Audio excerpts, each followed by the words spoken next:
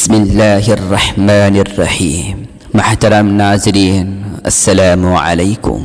ایک دن حضرت علی رضی اللہ تعالی عنہ مدینہ کی گلیوں میں چلے جا رہے تھے کہ آپ رضی اللہ تعالی عنہ نے دیکھا کہ کچھ لوگ غصے کی حالت میں ایک عورت کو گھسیٹتے جا رہے ہیں۔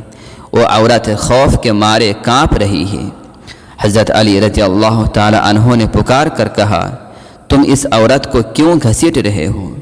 لوگوں نے بتایا کہ اس عورت نے بدکاری کی ہے، اسی لیے امیر المؤمنین عمر ابن الخطاب رضی اللہ تعالی عنہ نے اس عورت کو سنسار کرنے کا حکم دیا ہے۔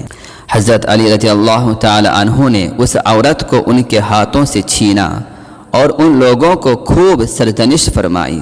چنانچہ وہ لوگ حضرت عمر رضی اللہ تعالی عنہ کے پاس گئے اور حضرت علی رضی اللہ تعالی عنہ کے بارے میں بتایا کہ انہوں نے ان کے ساتھ ایسا سلوک کیا ہے۔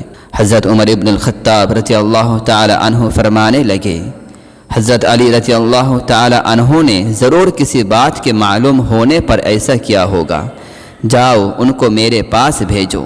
حضرت علی رضی اللہ تعالی عنہ غصے کی حالت میں آئے۔ حضرت عمر رضی اللہ تعالی عنہ نے ان سے پوچھا، آپ رضی اللہ تعالی عنہ نے ان لوگوں کو کیوں واپس کر دیا اور ان کو اس بدکار عورت پر حد قائم کرنے سے کیوں منع کیا؟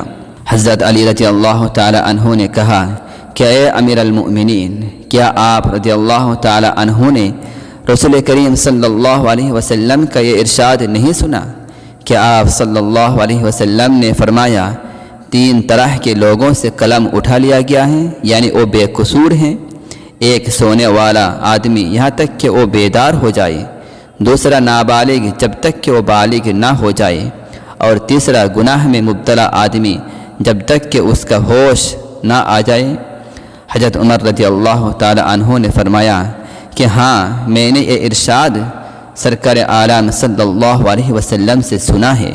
حضرت علی رضی اللہ تعالی عنہ نے تبسم فرمایا اور کہا، اے امیر المؤمنین، اس عورت کو کبھی دیوانہ پن کا دورہ پڑتا ہے، ہو سکتا ہے کہ وہ آدمی اس کے پاس اس حالت میں آیا ہو کہ اسے دیوانہ پن کا دورہ پڑا ہو۔ یہ سن کر حضرت عمر فاروق رضی اللہ تعالی عنہ نے اس عورت کو رہا کر دیا۔